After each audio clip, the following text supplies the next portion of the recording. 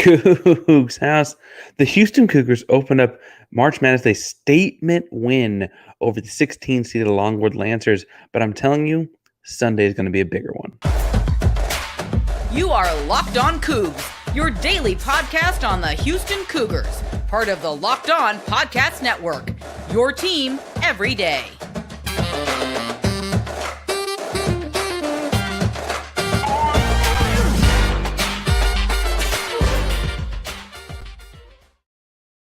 Welcome to Locked On Cougs, today the podcast about your Houston Cougars. I'm your host, Houston-born teacher and coach, Parker Ainsworth. And whether you're a Houston fan or just a hater who came to step by, thank you for making Locked On Cougs your first listen, or in this case of Cougars After Dark, maybe your last listen of the day. And if you want to join the conversation but don't know what to say, tell us down below who busted your bracket. Sounds like there are no perfect brackets left out there. Who busted your bracket? Today's show is brought to you by Nissan.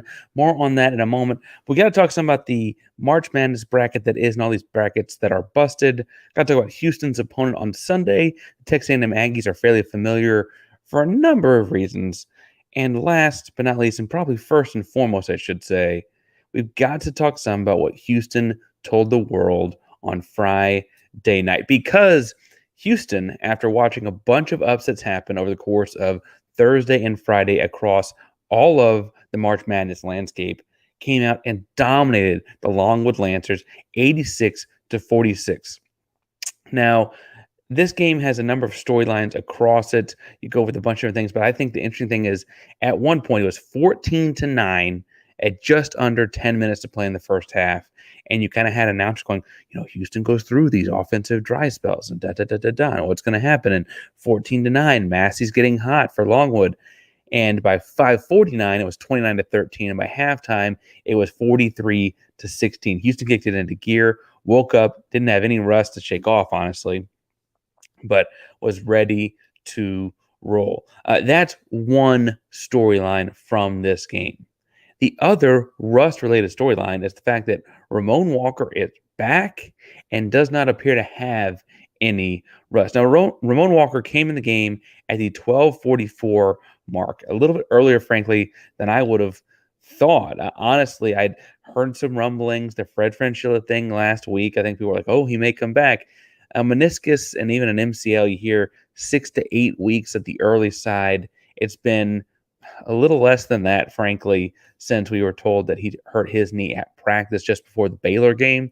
But Ramon Walker came in off the bench just about 7 minutes into the game, and the energy and impact from him was immediate. He was doing Ramon Walker type of things, the things where he's like getting putbacks in the foul line. He had a rebound. He was at the free throw line less than a minute after entering the basketball game. He was on the floor diving for a rebound a couple possessions later.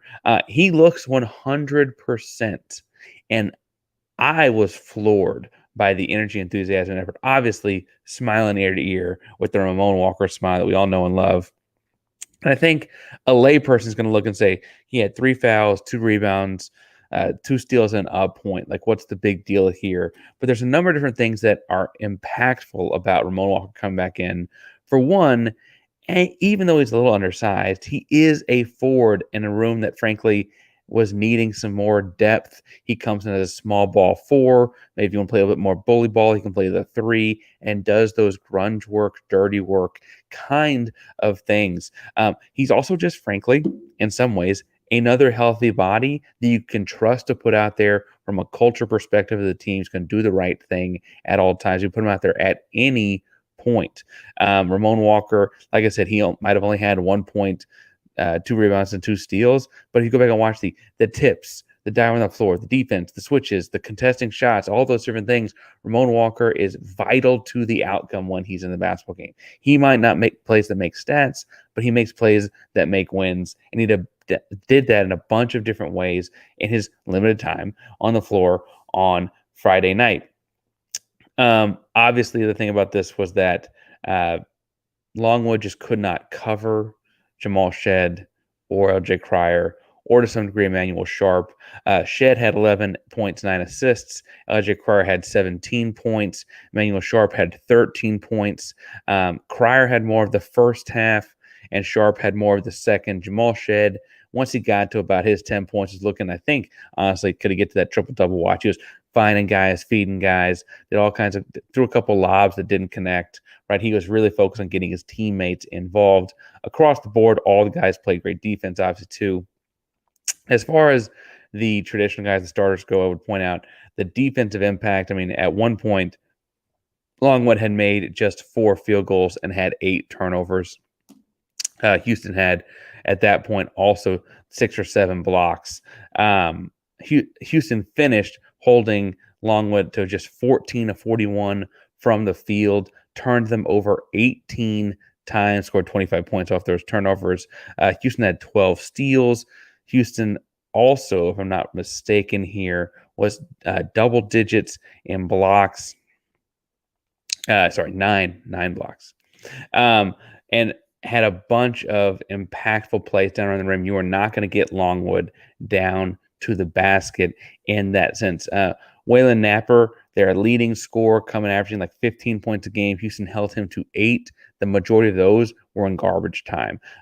D.A. Houston, their floor general, couldn't keep himself on the floor. Houston was spinning him around like a top. No, I don't want to hate him. The kid is a Houstonian and went to Episcopal in Bel Air, but he looked a little lost. Frankly, the guy that looked the best for Longwood was a Houstonian himself, Jonathan Massey, and he had 10 points in this basketball game. A lot of it, like, kind of contested threes early, which honestly wouldn't have been on your scouting report, right? I mean, on the whole, Houston dominated this game in the way that a 1 seed is supposed to dominate a 16 seed. But what I really liked, they got a couple guys going. They had, like I said, Cryer going in the first half, Emmanuel Sharp going in the second half. They're going to need both those guys on Sunday and moving forward. As far as the bench goes, they tried different lineups with Malik Wilson, the backup point guard, because they might need those kinds of lineups later in March Madness. They got Damian Dunn going. He had 17 points on 10 shots. Only took 1 shot that I myself would have been questioning, and frankly probably got fouled on it. Should have gone to the free throw line. Was 5 of 6 from the line, so that would have been a couple more points. You could also talk about how Francis played down low, but I would talk about how many minutes Said Lot played while getting 0 fouls called to his name. Pretty impressive from the big fella there. Hard to do it at 6'9", 6'10", 270. I mean, I think that generally speaking, you're just like in the wrong place at the wrong time sometimes as a big fella playing that many minutes. He didn't get any fouls called on him. 3 big blocks, including one near the end of the game, that had to be somewhat demoralizing for Longwood. I said this on, I'm about to say Twitter, on X. Tell me what you think. I think Sedlot looks like he's leaned out some in the last month or 6 weeks since he's been playing more. I don't know if that's on purpose or not, but he's listed at 270 or 265. He looks lean. Even he looks huge. I don't mean to say he's not huge, but he looks lean to me at that size. Was moving super well against Long. But again, a guy that's played basketball 4 or 5 years, playing in March Madness. I mean, he reported this week and talking to media, didn't even know what March Madness was just a couple years ago, right? And now he's out here playing in it for the number 1 team in the South Regional. I like that they got those guys going. I like they found spots for Ramon, the intentionality of it. I also like that they played Joe Roberts just 19 minutes, right? Found a way once he started. He grabbed his shin one time after a contact. You're coming out of the game. Sorry, right? Jawan's stat line was just 7 points, just a couple of assists, 5 rebounds. But on the whole, when you factor in how little he played, I mean, you could extrapolate that over a normal game. He was very impactful. I told you the skip has to be open. He threw it in the second possession of the game, found Cryer for 3. Houston did what they were supposed to do. We saw a number of different good seeds or high or low seeded teams come on, drop stinkers to open March Madness. Frankly, it was kind of a theme the last couple of days. Kansas probably should have lost. Auburn did lose. I don't know. You had different, 2 seeds in trouble and things like that. And Houston came out and showed off that no, we really are the number 1 team in the South. We really are fighting for the number 1 overall seed in this tournament. We really are here to try and cut down some nets in Phoenix. I don't want to belabor the Longwood game too much for a number of reasons. One is, something about kicking a dog when it's down or whatever those sayings are. But also, I feel like the truth is that with about 7 minutes to go, when Ryan Elvin went to the table in this game, and for what it's worth, Ryan Elvin had a great turnaround in the lane and a beautiful three to wrap up this one. But it was time to start moving on to the next one, right? That's the beauty of March Madness, these 2 games in 3-day weekends. Houston played second out of their little like mini portion of the bracket tonight, and so they knew who they were playing. Houston plays Texas A&M on Sunday. I want to preview that game in a moment, look at what to expect in that one. But first, it is spring, and this episode is brought to you by the spring cleaning champions, Manscaped. This season, make sure you groom your carpets and the drapes with leaders in below-the-waist grooming. Clear out that winter bush with Manscaped Lawnmower 5.0 and watch your confidence bloom like the springtime flowers. Embrace the season. Join the 10 million men worldwide who trust Manscaped with their special offer. Go to manscaped.com and use code LOCKEDON for 20% off and free shipping. Get 20% off and free shipping with code LOCKEDON, LOCKEDON at manscaped.com. 20% and free shipping using code LOCKEDON at manscaped.com. Nothing like a little spring cleaning in your shorts. All right, now, if you're like, hey, maybe some people from Nebraska or Virginia or whatever in Memphis right now and thought they were going to need tickets to Sunday and suddenly don't, like, where can I get those tickets in the secondhand market? The place to buy tickets from other people right now is go to Game Time, download the Game Time app today, and use code LOCKEDON for $20 off. Game Time is the best place to buy tickets, last-minute tickets to all these sporting events, concerts, theater performances, comedy shows, whatever things you're looking to do in cities like Houston, or if you're in Memphis watching the games right now, you got to go download the Game Time app today to do it. You shouldn't have to worry when you buy tickets to your next big event, and Game Time is the fast and easy way to buy tickets for all the sports, music, comedy, and theater events near you with killer last-minute deals, all-in prices, views from your seat, and the best price guarantee. Game Time takes the guesswork out of buying tickets. Download the Game Time app, create an account, and use code LOCKEDON for $20 off your first purchase. Terms apply. Again, create an account and redeem code LOCKEDON for $20 off. Download Game Time today. Last minute tickets, lowest prices guaranteed.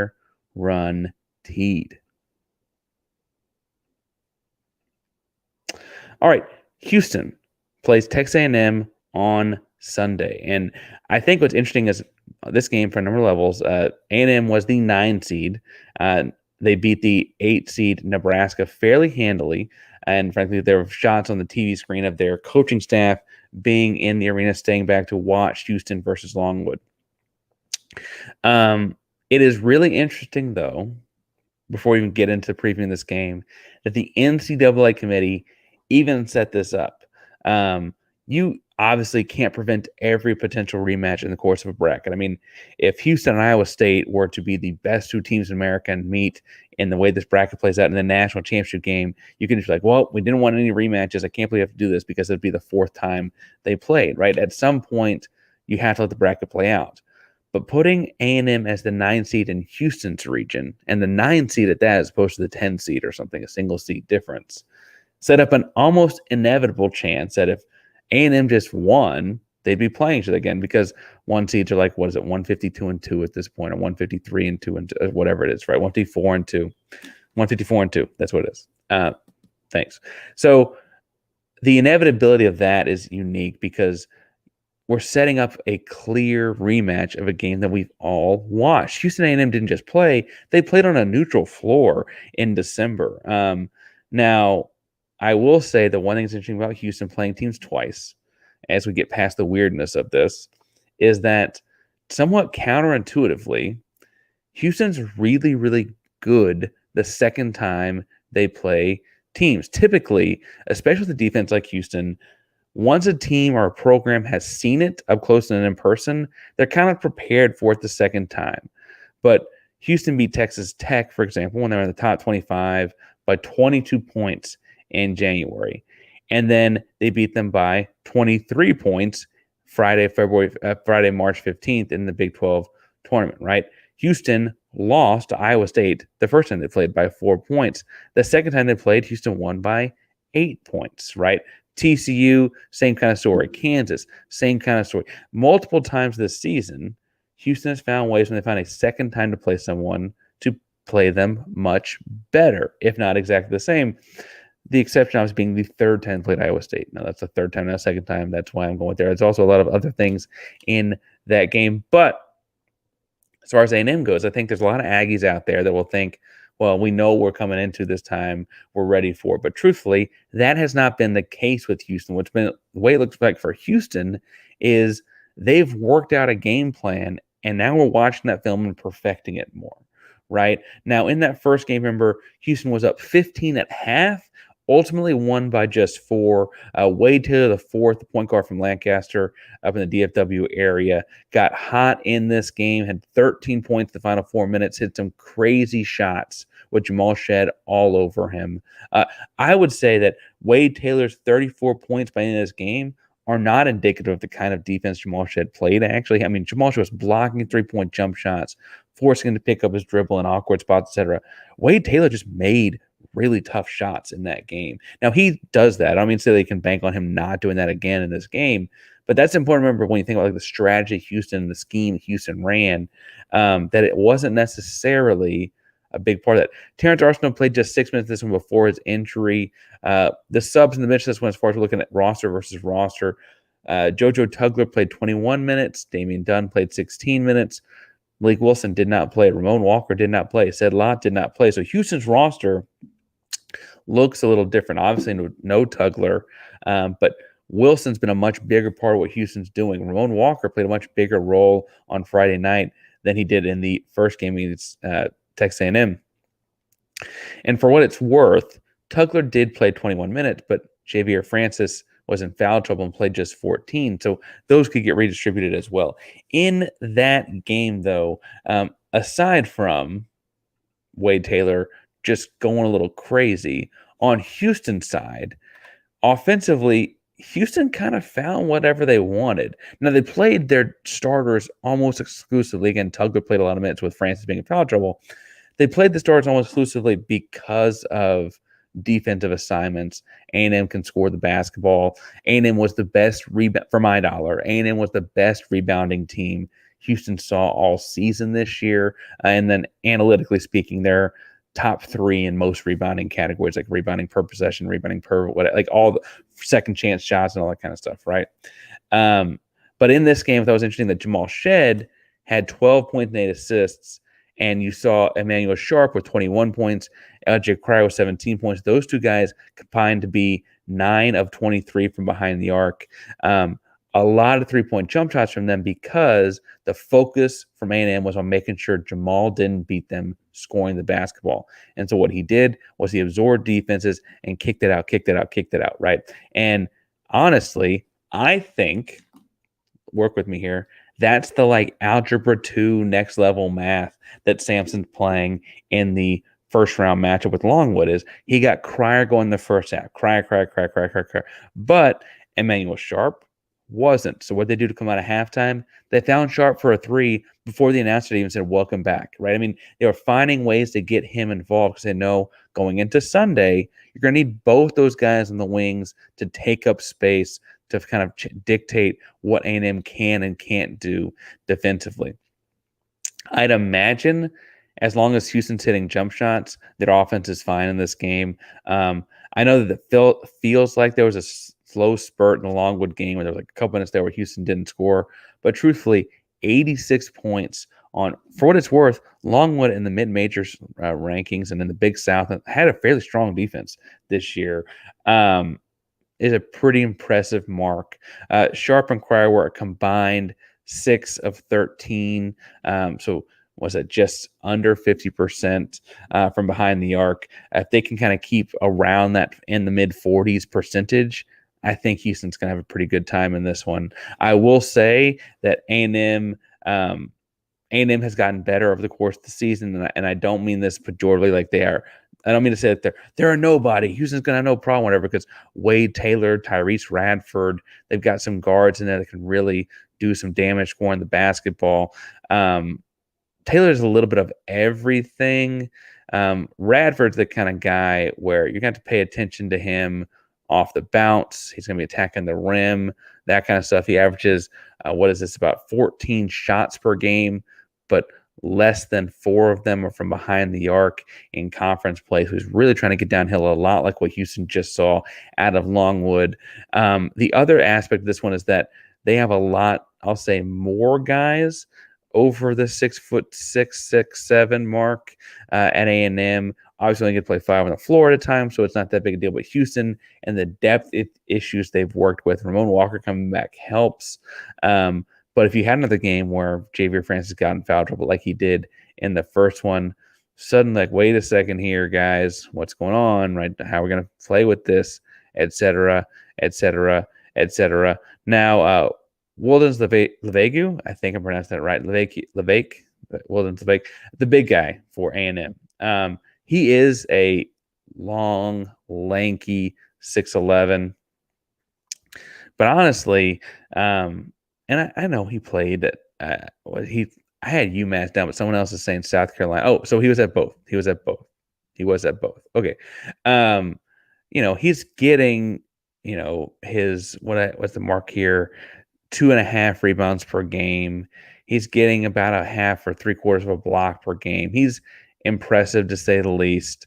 But I think on the whole, the trick will be, can Francis stay out of foul trouble with guys driving? I'm worried that's where he's going to take the contact and the check with the hand straight up and get a foul called on those kind of actions.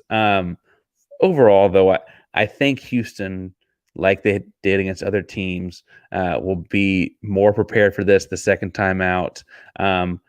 I don't like that it's got a rivalry aspect to it. There'll be in-state fans there. There are a lot of people from the state of Texas there. Baylor was in Memphis for the opening round. A&M's there. Houston's there, etc. I would have picked other 8. Rusty says the same. Hey, welcome back, Rusty. I would have picked other 8-9 seeds, and I mentioned in my preview of the bracket that I thought it was best case scenario for Houston that Nebraska wins, because I thought that's a better matchup for Houston. A&M's a really strong rebounding team, and in the 4 losses Houston's had, they've struggled to they've won games, they struggled to rebound too, but in the 4 losses Houston's had, they've struggled to rebound the basketball. So it'll be interesting to see in that one. Rusty, another comment here too about Ramon that I overlooked. A huge lift for the team. Also impressed Damien and said, it was interesting to see the bench guys come through, right? We talk about the depth of this team not being up to snuff or being the potential Achilles heel. And ultimately, really, it was, like you said, a part that looked really, really strong against Longwood. I want to talk some about the overall bracket and just kind of like what all is going on across the deal, because it is March Madness and that's the fun of this. But also, I think a lot of people already have their eyes down the line for better, for worse. And I don't think you can look past A&M because of, frankly, we can talk about what other regions have going on as like almost like the telltale signs of don't look down the line. But first, we do need to talk about our buddies at Nissan, because right now it is in the middle of March Madness, and the bracket highlights brought to you by Nissan, because each week they're picking a team that stands out, a team that's pushed it further than the rest. Like any of the 2024 Nissan SUVs, these guys are able to take it up to the next level, and that is, for this week, the Oakland Golden Grizzlies. They're obviously this week's Nissan Rogue. The team absolutely surprised everyone with a powerful performance in the first round. Big upset over Kentucky, giving them their biggest win in program history. They say win life, go Rogue, and that's exactly what the Golden Grizzlies did here. Take their Nissan Rogue, Nissan Pathfinder, Nissan Armada, and go find your next big adventure. Shop NissanUSA.com. All right, I think some people look across the whole bracket when they're talking about the Cougs more from a who could we see down the line kind of stuff, and they're watching that Marquette matchup against whoever and what I really look across it more from like, hey, these are things to be paying attention to, because you don't want them to happen to you as well. Like Marquette was down by like 10 points to Western Kentucky at halftime. Now Marquette's pulled it out, and Shaka Smart didn't choke as that bad to open March Madness for them. But I do think it's worth pointing out that, like, even if you feel comfortable, if you're Marquette, right, any team can get a 10-point lead on you really quickly. It's March Madness, every team's good to some degree, right? The other thing I'll say is, if you're on the Western Kentucky side, they were up 10 at halftime, and they were all smiles in that game. That thing can flip around really quick. We watch games like earlier today, watched Colorado knock off Florida. I definitely had picked Florida in my bracket. Kind of forgot Lampkin was at Colorado, if I'm being honest. Kind of thought of that name in a while before their opening round game in regulation. But what you forget about till you get to that game is, like, sometimes dudes can just get hot. I mean, that's what Oakland did to Kentucky. They had a guy hit 10 threes because they just get hot. You can't take these teams for granted, I think, is what I'm getting at when I look across this. Like Yale beating Auburn, Duquesne beating BYU, both of which were games I did not have. But B, I think the deal there is that it felt like teams in BYU and Auburn were kind of looking at what came next. Now, BYU probably less so. Honestly, I think BYU is just kind of team that relies a lot on the three and didn't make threes. But Auburn, after the year they had in the SEC, after being somewhat screwed up being a 4 seed, they were top 5 in KenPom, and they got a 4 seed overall. I mean, they felt screwed, and I'd almost argue rightfully so. But then you come out and lose to Yale. Now, I've told people on Twitter to listen to me that the Ivy League is better basketball conference than it used to be by like leaps and bounds. Princeton's good. Yale's good. There's a kid on Cornell that can just flat score. The Ivy League's got some hoopers. And frankly, there's a kid on Yale that was like a 3 or 4 star from the state of Texas. Where are you from? I want to say it's from North Texas, but he's from the state of Texas. I say that to say that it felt like Auburn was sulking about their draw and looked past Yale and got beat by Yale. Crazy ending to that game, for what it's worth. It would be easy if you're Houston to talk about, I can't believe we got to play A&M again. I can't believe A&M is a 9 seed. How are they not an 8 seed? Why are they right here? Why is it? There's a lot of reasons why it'd be easy to look at this as, oh, why do we have to do this kind of game? When truthfully, for Jamal, for Jaywan, to some degree for Javier and Emmanuel, but certainly for LJ, for the kids from the state of Texas, and frankly, even like the Louisiana folks like Francis or Malik, A&M is the kind of big money program that didn't look at a lot of our kids, not unlike Texas and the story there we talked about when we played them, and not unlike Kansas is the blue bloods of the world or whatever. Right now, A&M is not the blue blood that Kansas and Kentucky are, but Kansas and Kentucky have had some sketchy games this tournament. Kentucky lost.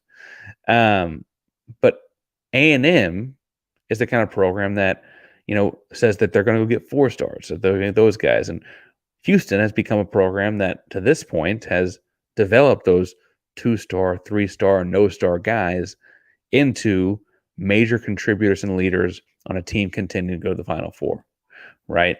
There's going to be a chip on the shoulders of the guys in this game, not unlike Austin, not unlike Lawrence, Kansas, not unlike the first time we played them in the Toyota Center. I mean, there's a chip on Houston's shoulder and the guys on the team's shoulder for sure.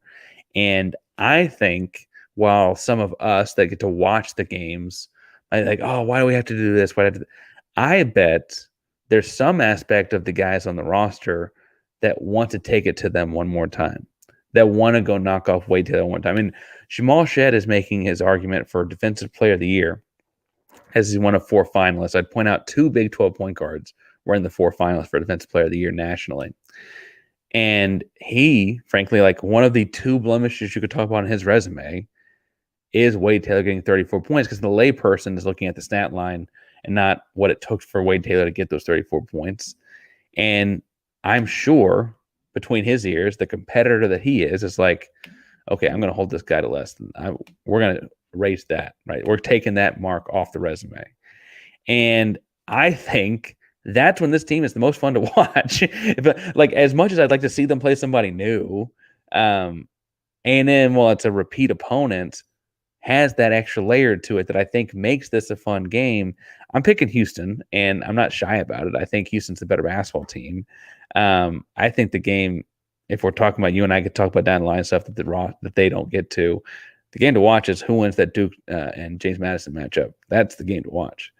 But on the whole, I'm excited for it because I think that opponent, tough, rebounding, SEC program in your backyard, etc., is going to bring out the best version of Houston. And I mean, for a fun game, I'm glad Houston got through, assuming J1 Roberts just sat to make sure nothing worse happened.